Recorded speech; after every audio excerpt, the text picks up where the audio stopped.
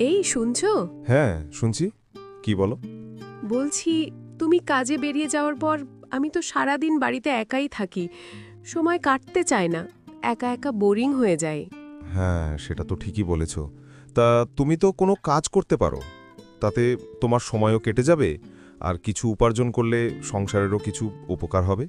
কিন্তু কি করব?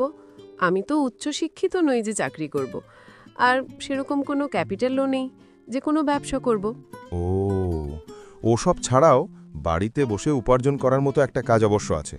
তার জন্য তোমার স্মার্টফোনটাই যথেষ্ট। তাই নাকি? তা কি করতে হবে?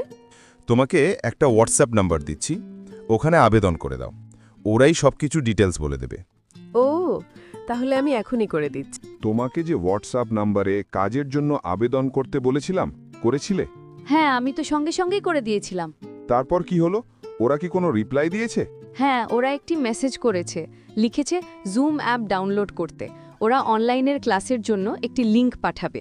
ওই লিংকের মাধ্যমে অনলাইন ক্লাসে যোগ দিতে হবে। এই ক্লাস করার জন্য অবশ্য কোনো টাকা পয়সা দিতে হবে না। তাহলে তো ভালোই হলো। তুমি অবশ্যই অনলাইনে ক্লাসটা করো এবং কাজটা সম্বন্ধে ভালো করে জেনে বুঝে নাও।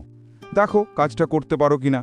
এখন তো ওয়ার্ক ফ্রম হোম জব অনেকেই পার্ট টাইম হিসাবে করছে। হ্যাঁ, আমারও মনে হয় কাজটা ভালোই হবে।